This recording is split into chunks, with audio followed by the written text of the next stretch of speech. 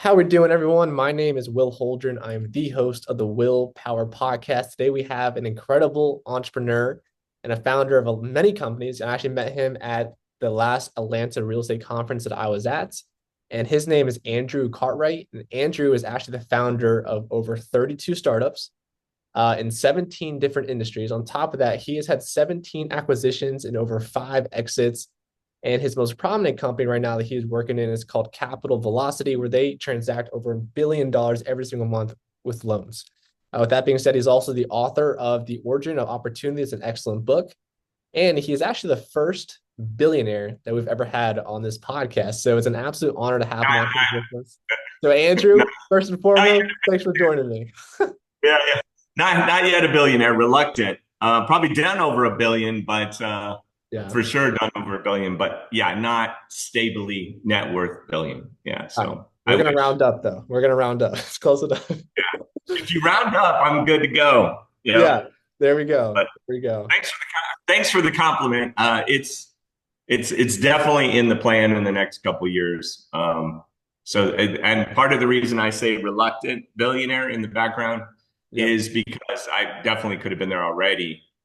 There's just certain things I'm not willing to compromise on my, empathy, passion. There's lots of ways that you can become a billionaire. If you look at the how many people have become billionaires, Yeah. and you look at their what they've done, whether it was Mark Cuban who pulled a fast one on Yahoo and got his $5.7 billion, whatever it was, and he's been able to just use that. He's lost in the 85. He's admitted to this. In the 85 investments, I think over $20 million that he's lost in investing in those companies.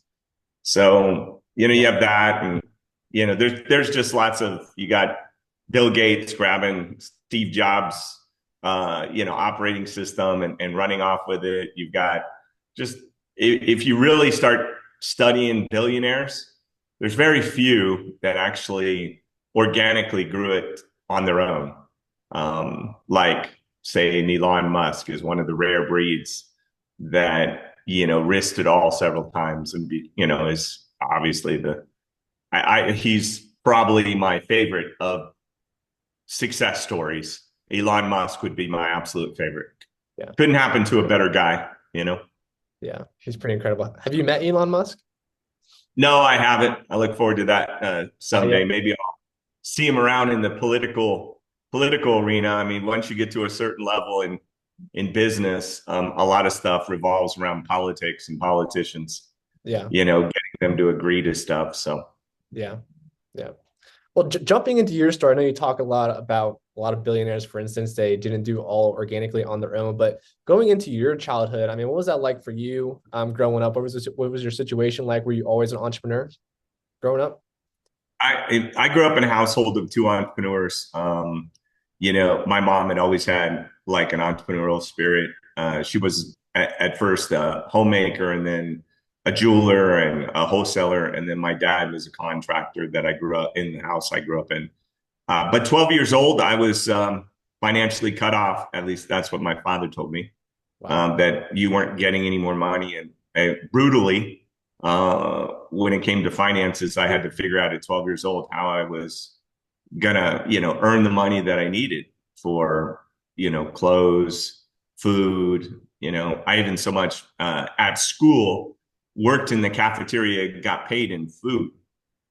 Wow. That's how, I negotiated a deal with the cafeteria manager to get paid in food. And I was able to feed myself and about five or six of my friends every day. Wow. That's pretty You know, impressive. Pretty impressive. So what would you say was your first startup company that you got involved with, post high school, post college, if you went to college, what was kind of your first entrepreneurial endeavor? but what do you mean post? How about pre? Pre. Yeah, pre, there you go. Pre college. I'm 12. I'm not out of high. I'm not. Yeah. Yeah. So yeah, I'm like in middle school. I started selling jewelry to it was very. I lived in an urban area that was very not like a suburb area that had a lot of jewelry was a big thing. Wrapping, breakdancing, all of that, the hip hop culture was huge where I grew up. So grew up in the Richmond, Oakland, Vallejo kind of corridor. And I found out early on that I could get a wholesale license. It didn't matter how old you were. You can get a resale certificate and then you could go buy almost anything wholesale. So I got that. I noticed that the jewelry stores were charging 1,000% markup.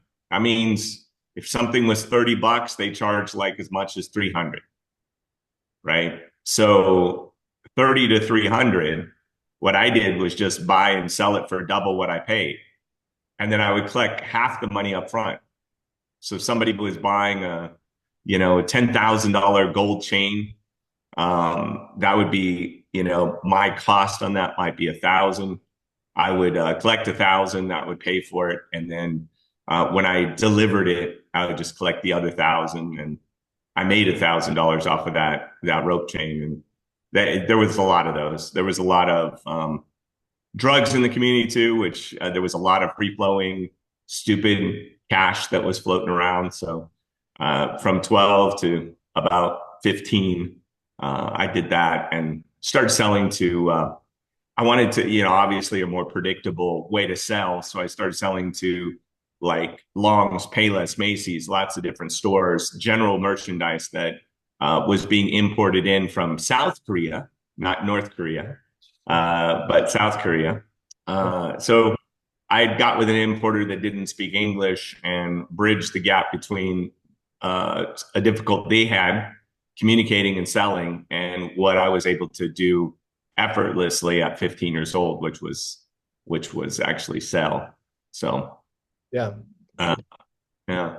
That's pretty remarkable. I mean, at 15 years old, you're kind of wholesaling jewelry and making thousands at a time, depending on what it is. I mean, that's not easy to do. So that's impressive. Um, Fast forward, obviously, people look at you now and you've done so much with all these different companies and what you've grown to. But obviously, you and I both know that entrepreneurship is it's not an easy straight line where you're going to reach success eventually. There's going to be a lot of ups and downs. So I'm curious, along your path where you're starting up different companies and growing different companies, have there ever been times where you look at your situation, man, like this could end me, like I could go bankrupt or this could end very badly? Oh God, yeah, all the time. In fact, it's happened 3 times. So Wow. been there and done that. Just a second, someone's like literally knocking on the thing. One quick second. No Sorry. worries.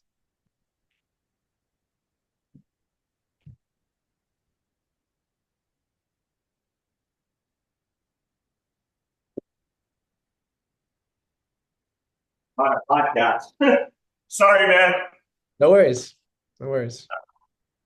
The garage door. I have a 12,000 square foot home, and we have my studio is 4,000 feet downstairs, and my creative team works in a 6 of them in an office just off to the side here. So, That's you awesome. know, That's awesome.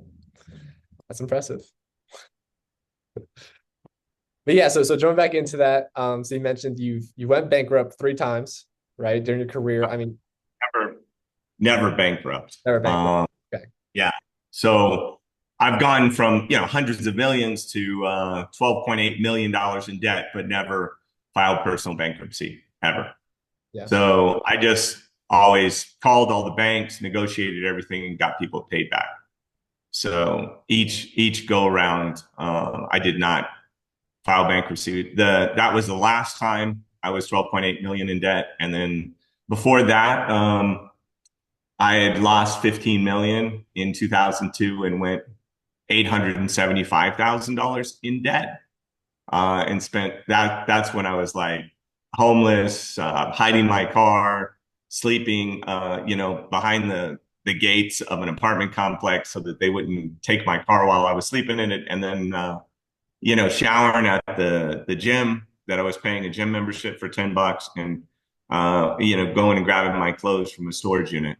So that was like $50 a month. So um, Wow. during those times when, like you said, you were in debt 15 million, 12 million at a time, and you said you were homeless at one point because of that. I mean, how do you keep a positive mindset and how are you able to rebound in such a big way to continue on and just find that next big opportunity and keep growing?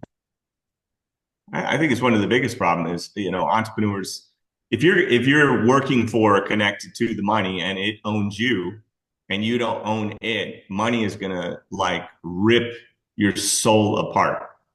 I really don't, I respect money.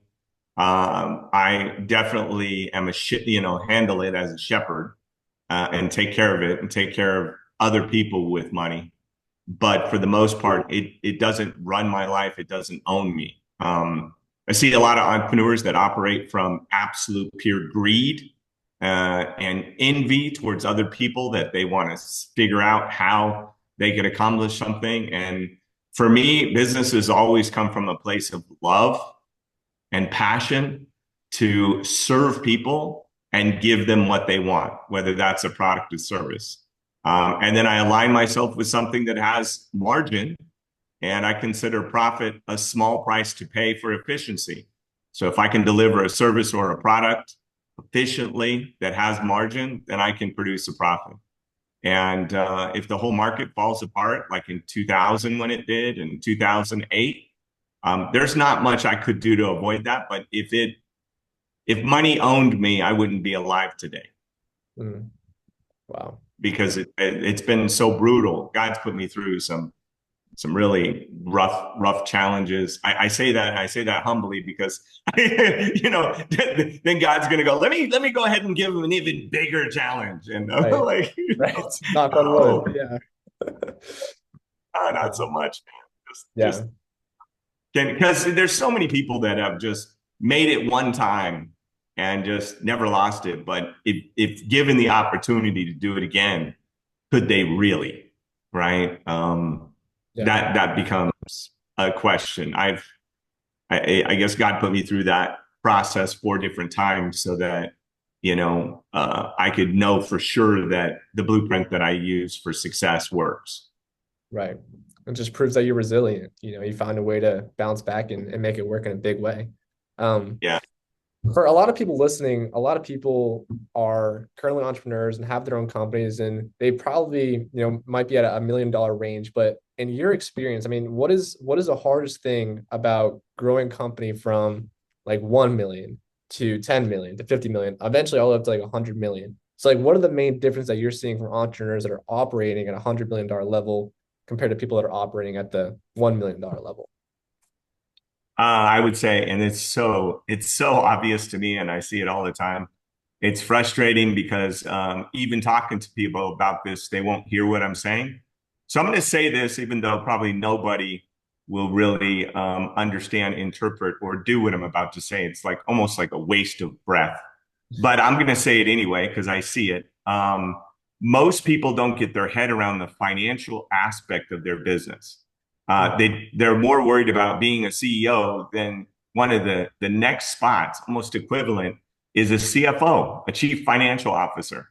So in your brain, if you can't operate both as an executive, a chief executive officer, and a chief financial officer, then you need to farm out, maybe get a part-time CFO, someone who will, because that's where your CFO is going to be able to help you leverage the business to be able to get funding that you need. They'll help you assemble and buy other companies because the fastest way to grow is to buy your competition, right? They're able to, put credit lines together to help you with advertising campaigns that you wouldn't be able to do. Line up your real estate. I mean, if you're paying rent at some point, you need to buy your real estate and start taking the depreciation in that real estate, start building equity, and then over time, I mean, 10 million's easy if you're pushing a million and you acquire, buy your real estate and use the leverage of your company and cash flow to buy real estate. Like, why wouldn't your business own lots of real estate?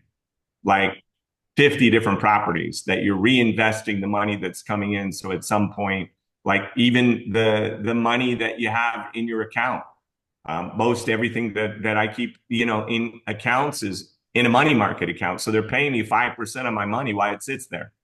So while I'm waiting to deploy it or do it, it's literally making money. I don't have a dollar in my world. I take that back. There is 5,320, not $14 that's not working right now.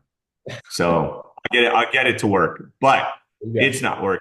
Everything else is in sweep accounts, some paying 8.1%, like through Mumu, or 4.5, sometimes 4 through sweep accounts through Wells and through different banks. They use my money in order to balance their books. So they take my money every night and they borrow it. They pay me for borrowing that money so that they can balance their books with the Federal Reserve. So that's what a sweep account is. Gotcha. So Gotcha. everything works. Yeah. I think that's an excellent point. I mean, being able to wrap your head around the whole financial aspect of your company now, in that regard, are you saying that if you are the CEO, you should be competent enough to also be the CFO and play both roles, or you should essentially hire out the CFO role because obviously your time is limited and you got to bring someone in to help out with that? I think you got to look at it from wherever you are. Hmm. Uh, at some point, how much time do you got? That's like becomes the question. If you got plenty of time on your hands and you don't have a lot of money, then you become the CEO, the CFO, the delivery guy, the post, the mail person, the everything person, like everything in the company. You need to be able to wear every single hat. If you don't understand the CFO position, how do you direct your CFO? And you could hire somebody, even as a part-time CFO, that's really just a fancy bookkeeper. You need someone that understands financial strategy, not keeping track of your books, but how you take your cash flow and your books and multiply that. Like I have unlimited money to lend into real estate. I write my own paper for people and I can press the button and make dreams come true. I don't require income statements, don't require a tax return, don't need bank statements, don't need, really, we soft pull their credit and we fund a business. See, businesses have unlimited cash flow.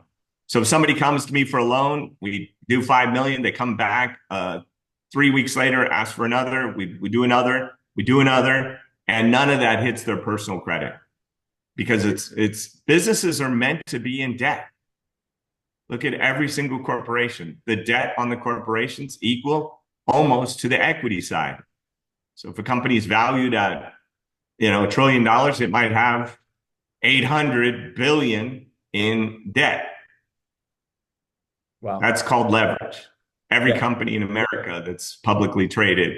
And what's crazy is if it doesn't have debt, then a corporate raider will go buy the company and liquidate it for its assets.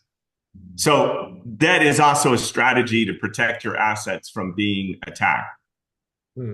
Interesting. both And on Wall Street and on Main Street. yeah, yeah, it's a great movie too. But yeah, I think that all makes sense. Like you said, I don't think entrepreneurs in the CEO role understand really how to multiply their funds like you're talking about and use your cash effectively so you can grow in the most accurate way possible. And you're obviously saying leverage debt, borrow funds so you don't have to use leverage and go out there and scale and multiply in that direction, which makes a lot of Yeah, sense. because you're gonna 10 cents becomes a dollar with leverage. A dollar becomes $10 with leverage. $100 becomes $1,000 with leverage. Yeah. You can do more. And if you can't beat a bank's rate, you need to get out of business.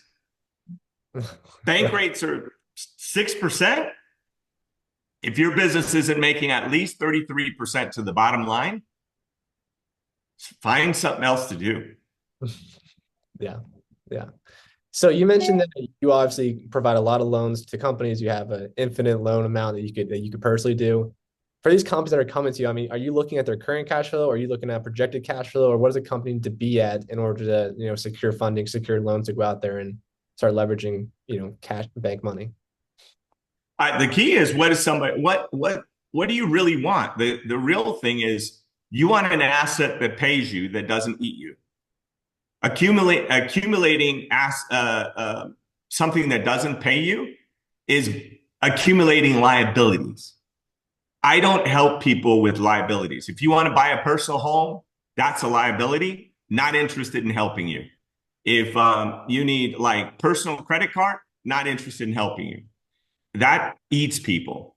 The only loans I do are to assets. So if you have a fourplex, a triplex, a duplex, that cash flows positive and you're at a 1.19 ratio, meaning you can make the payment, PITI, which is fancy for what do you call it?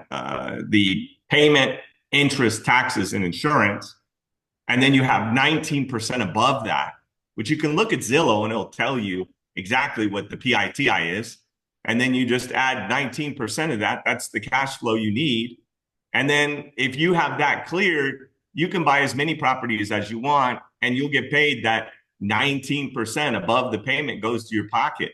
See, the assets that I do are truly assets that feed people and build wealth because not only are you 19%, but 30% of your payment that the renter is making is going to pay down your equity. It's so basic, so simple.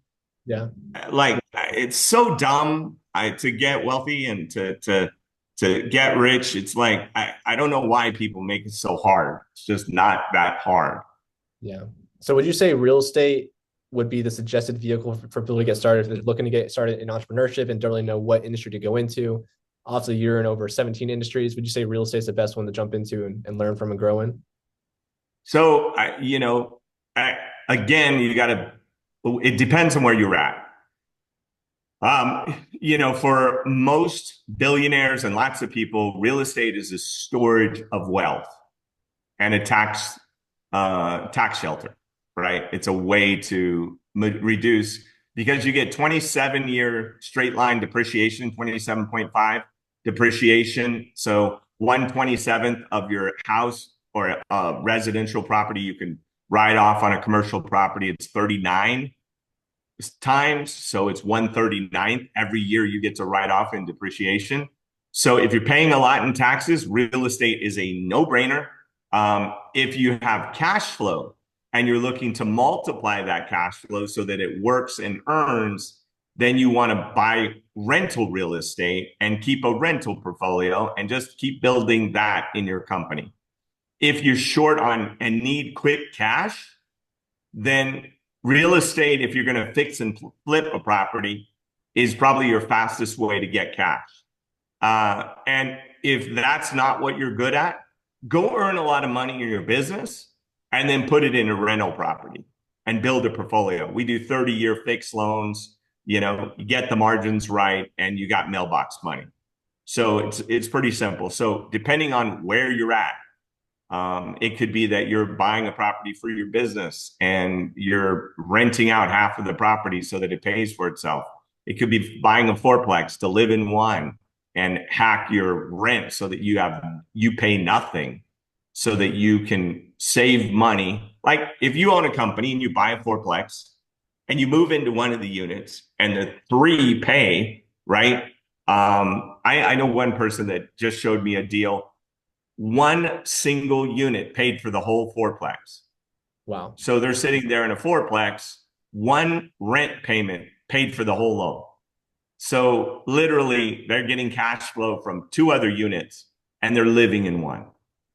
And they're making money where they live. Where they live feeds them instead of eats them, which means they make more money in their business that they can dump back into real estate.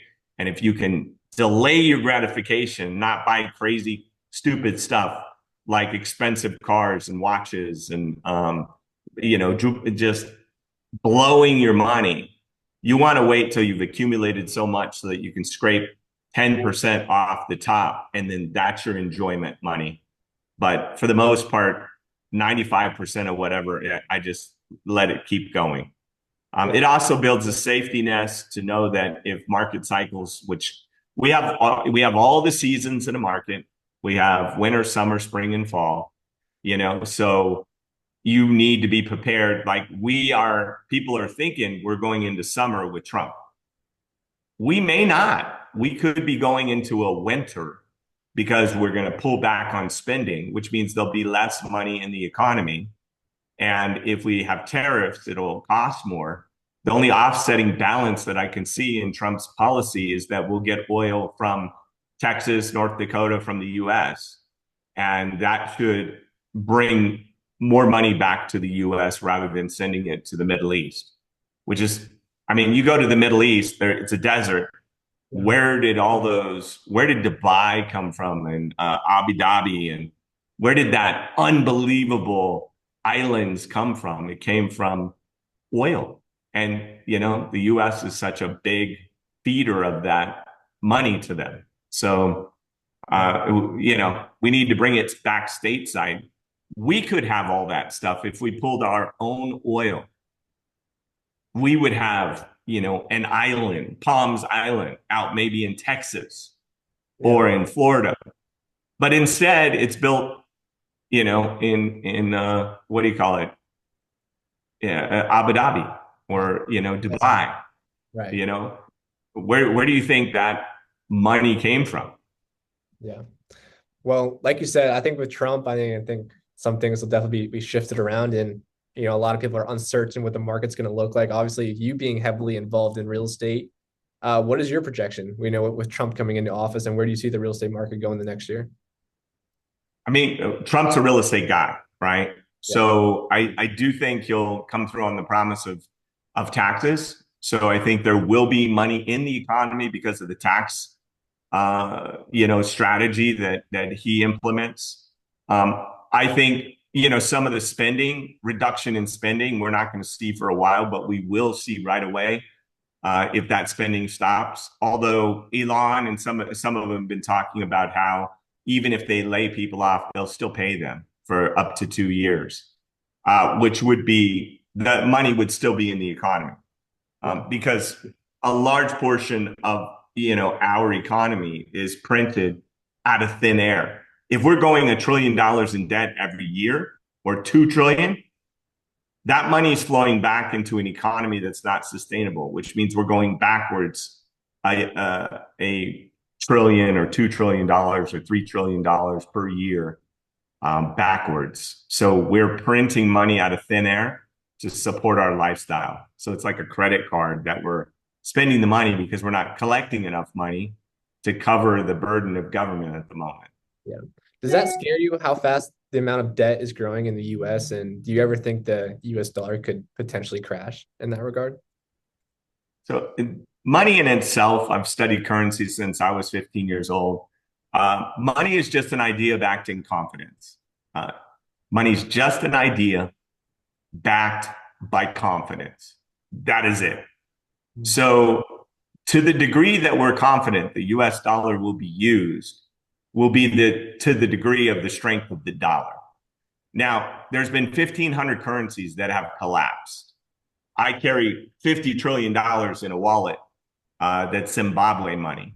You probably get the same Venezuela money, and one of the reasons we have the ability is because we've got the tankers, we've got the missiles, we've got the nukes, we've got all the stuff to protect the dollar. And so the dollar in itself is just people having the confidence in America. And as long as people have that confidence, then our dollar will be pretty much stable. But inflation is just the erosion of the idea of the dollar, that confidence eroding. So, I mean, it's been floating since August 15th of 1971 when we were on a fractional gold backing the actual US dollar to floating completely and being fiat, which is because we say it so. Fiat is just because we say it so. That's it. We say it's a dollar, so it's a dollar. Interesting. Yeah. Yeah, So it's that's kind of all. just, yeah, like you said, it's your belief and the confidence in the dollar. And to me, it's a similar thing to, cryptocurrencies, like Bitcoin just crossed $100,000. And, me looking in on Bitcoin, it just seems like there's no real asset value underneath it. It's just our confidence of what we believe it's going to be. So it's a hard time wrapping my head around that one. But how do you feel about Bitcoin and crypto and that kind of stuff? It's weird. It's funny that you say you're having a hard time wrapping your head around it. It is what it is, right? Like, yes, we can copy and paste the code of Bitcoin and have a Bitcoin too. There's nothing special about Bitcoin. Bitcoin's Bitcoin, right? What Bitcoin has going for it is a brand. The other thing Bitcoin has going for it is now it's in the investment world. So Goldman Sachs can push people's portfolio 2 or 3 or 4%. Mhm. And people that don't know any better are like, well, okay, I guess it makes sense to have this digital air number in my portfolio because it's a hedge against the dollar, against real estate, against everything in the matrix. So the Bitcoin is a hedge against the matrix. But if the whole world collapsed, why would we use if very few people have Bitcoin, why would we use Bitcoin if people don't have it? Like everybody who's broke would be like, I'm not using Bitcoin because I don't have any. Right. So, I've got a chicken to trade for some.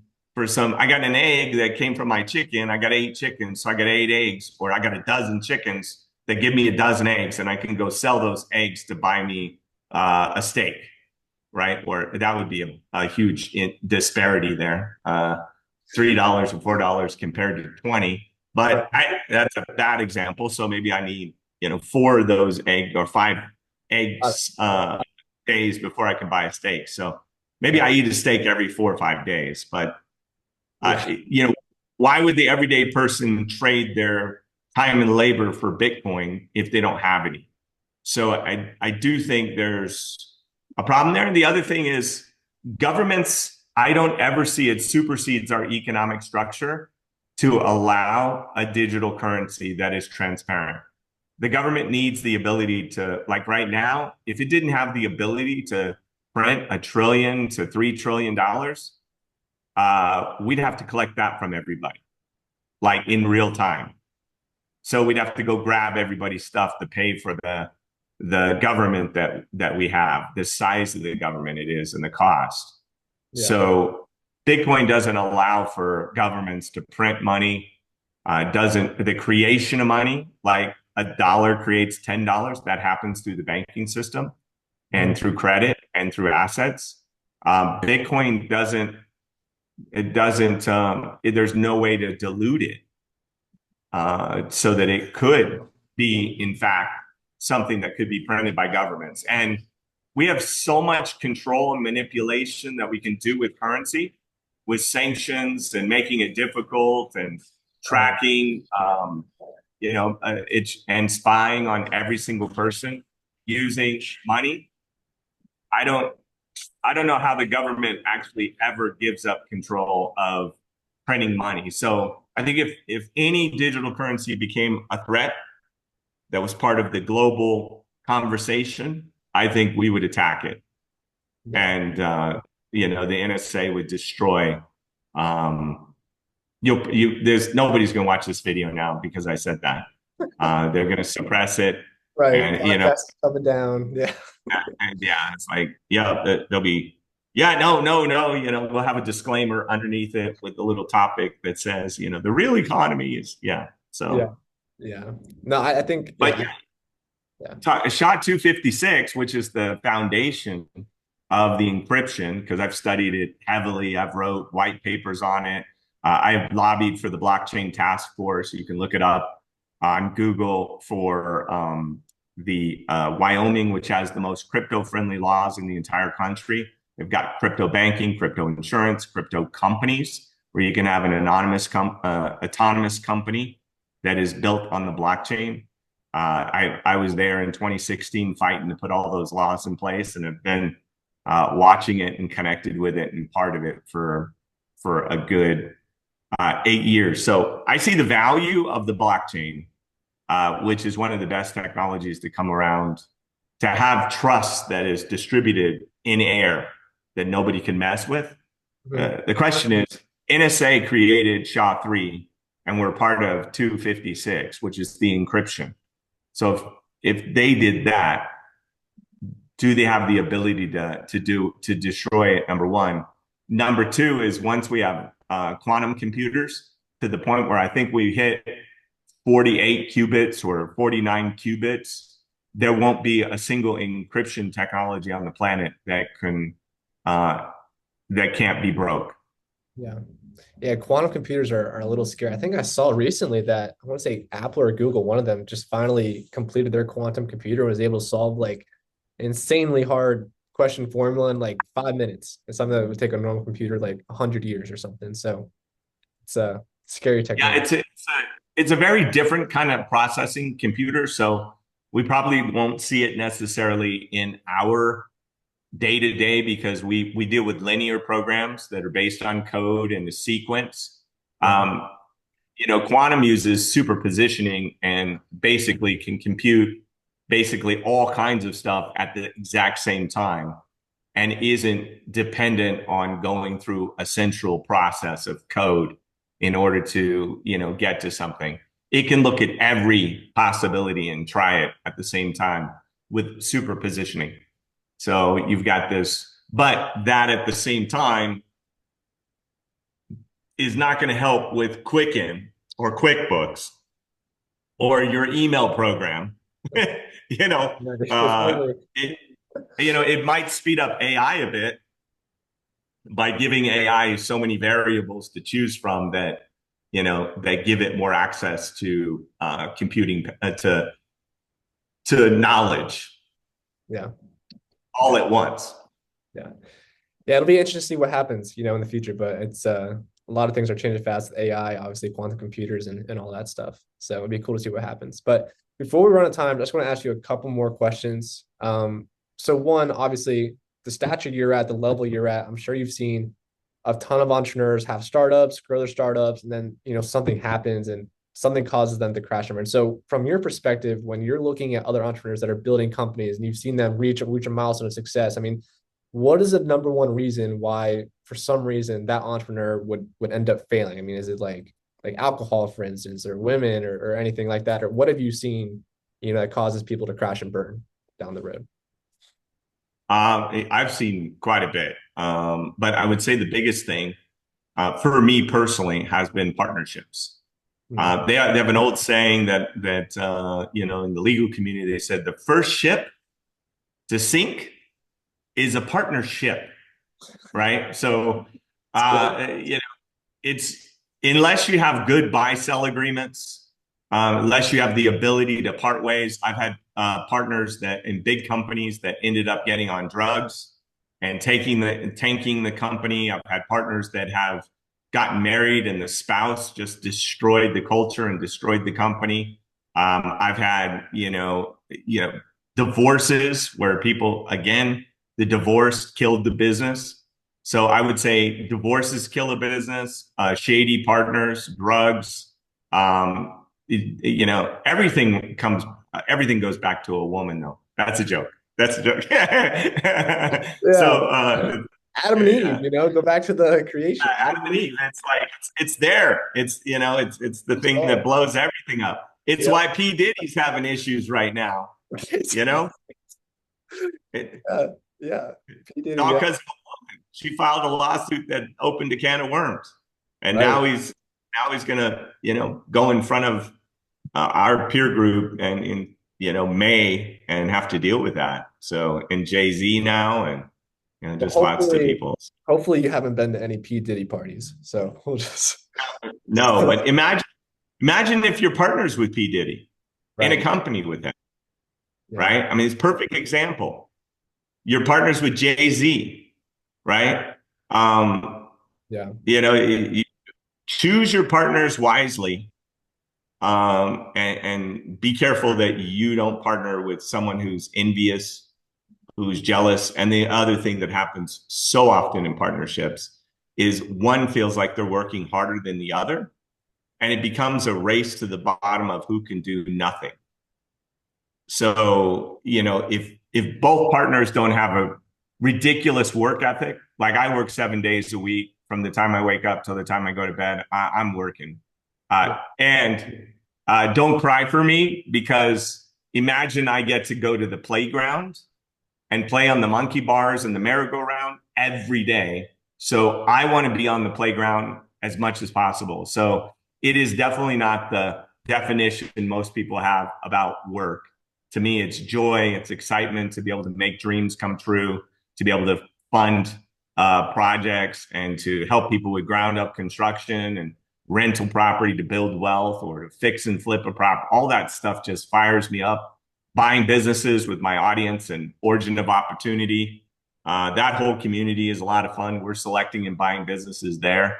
So, I just love to be engaged and see people accomplishing their goals. So, but if you pick a partner that is looking to hang out at the beach, I don't even know why, like, okay, go see the beach, read a book, then what? Like, I don't even, what are you just like on purpose fighting not to work or like watch television or play a video game? Like, Right. and you're just not working to make a point. I don't understand. Like, so Yeah. I guess that's what, yeah. Anyway, And I'm saying, I think a lot of entrepreneurs have that vision for some reason where they see themselves building a business, selling the business, and then that's it. And then you're just going to be on a beach, you're going to be done, you're going to be drinking a pina colada every day. And I don't know, just it doesn't seem like there's going to be a lot of self-fulfillment after that or joy after that. Like for you, it seems like you obviously still have a lot of fire, still have a lot of drive to go out there, and your mission is to make people's lives better and to be that impact statement in their lives. We can completely change things. To me, that's just awesome looking on it. I think you're talking about two things. I think success is two pronged, right? There is a science to success. Just there are blueprints out there everywhere in almost every industry, which is how I've been able to be successful in 17 different industries. Is because there's a blueprint in every industry, and if you're willing to look at what works and get away from being right, you can succeed. So there's a science to success, but there's an art to fulfillment. The piece is, yeah, you can make the money, but if you can't find fulfillment and joy in your life, and they're separate.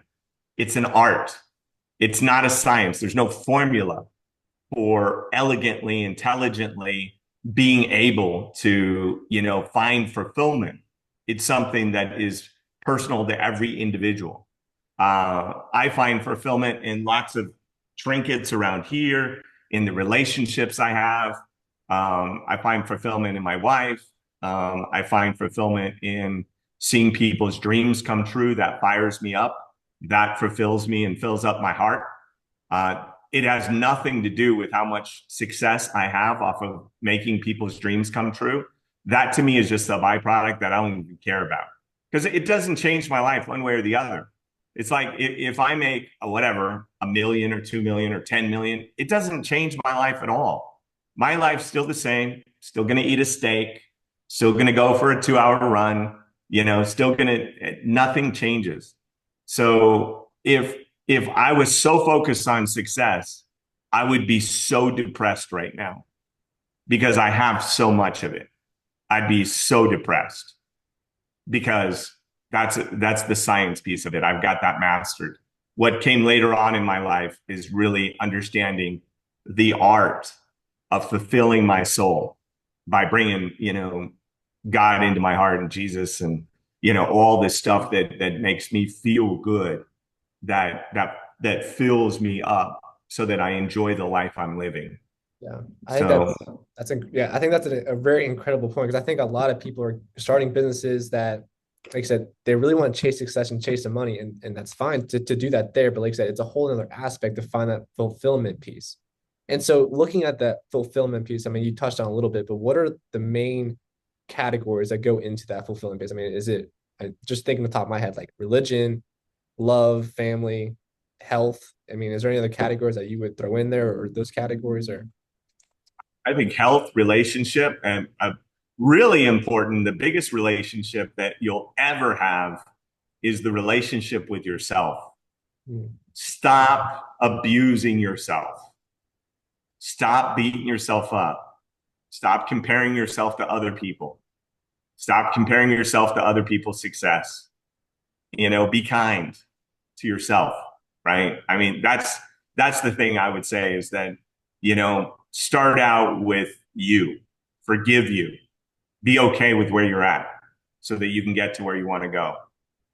Basically, the best relationship is the one that starts with the conversation in your head that you have with yourself every day. Because no matter where you go, no matter who you see, no matter what you're engaged with, the conversation that's occurring between your two ears is it's going to set the trajectory of your life. That's why in my book, The Origin of Opportunity, I go so deep into language.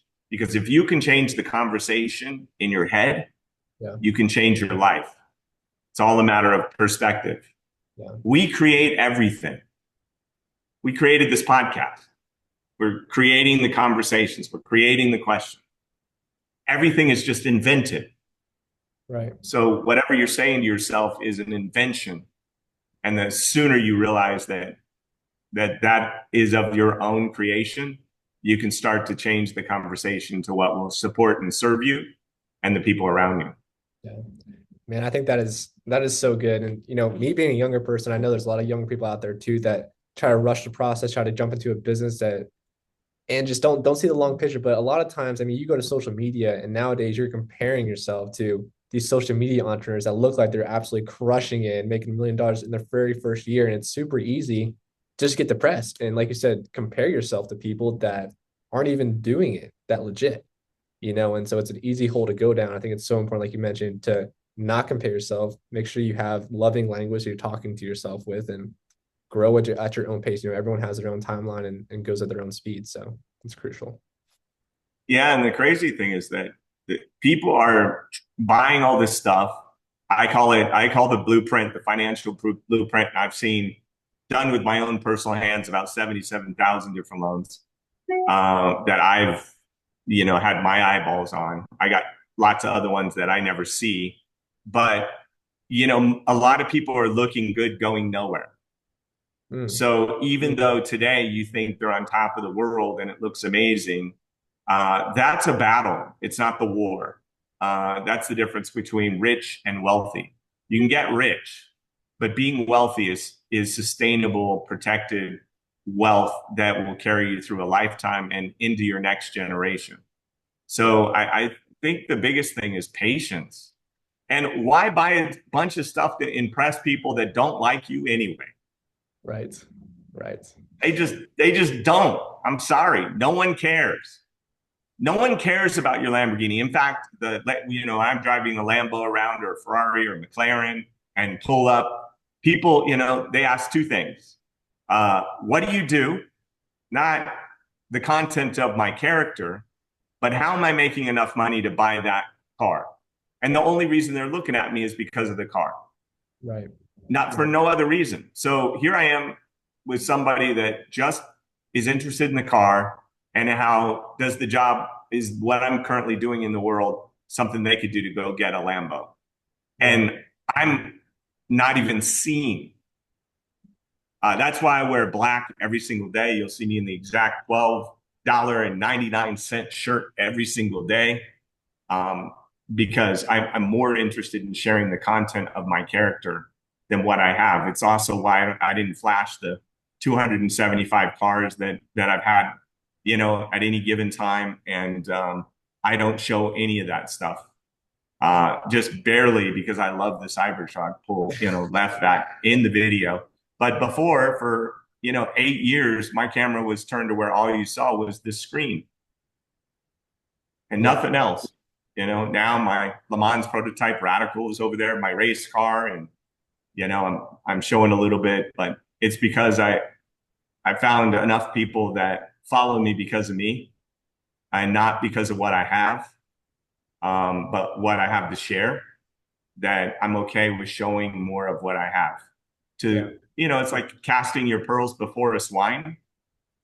I think if you attract a bunch of people with Lamborghinis and flash, you're going to attract a lot of swine. And then when you want to cast your pearls, you're going to get eaten alive. Uh, Mm. so Yeah. I'm Yeah. careful about who I have in my world for sure. I think you said that so perfectly, and it's just crazy how twisted people's perception of success is.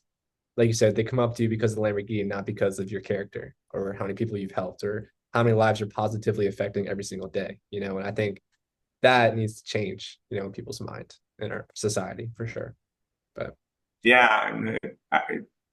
People can feel me now. So, and, I don't, anything that's going to get in the way of impacting someone. That's why I wear all black, because most people are pretty neutral on the color black. So, if it just, if it's about my clothes, then it's not about what my message is. mm, So if it's about my car, it's not about what the message is. Right. So my thing is that I think I was about 21 years old, and I asked during a self-development seminar that I went to, I asked the guy, what do I wear? And I didn't realize I was throwing the responsibility of what I was wearing on that person to pick out my clothes. They looked at me and said, go walk over to a mirror, look in the mirror. If you look professional, then come. If not, go change your clothes. Right. It was a great example of that. It's like, I never want clothes to get in the way of a sale, get in the way of a deal, get in the way of a relationship.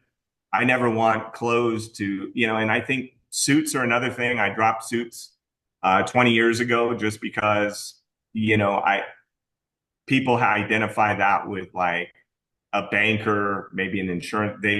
That association, of course, it says professional.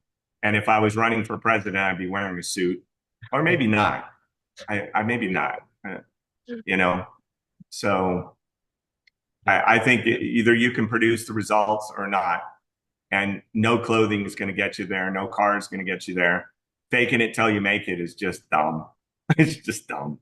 absolutely. So yeah. Well, you said a lot of really great things today, and I really do appreciate that. Before we hop off, is there anything else that you would like to say? And if people want to reach out to you and find you, what is the best way for them to go about and do that?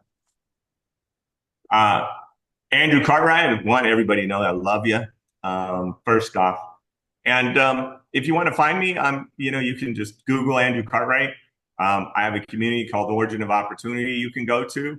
If you need money, I got Capital Velocity that will help you get access to 10 different loans that we try and do everything we can to get you that.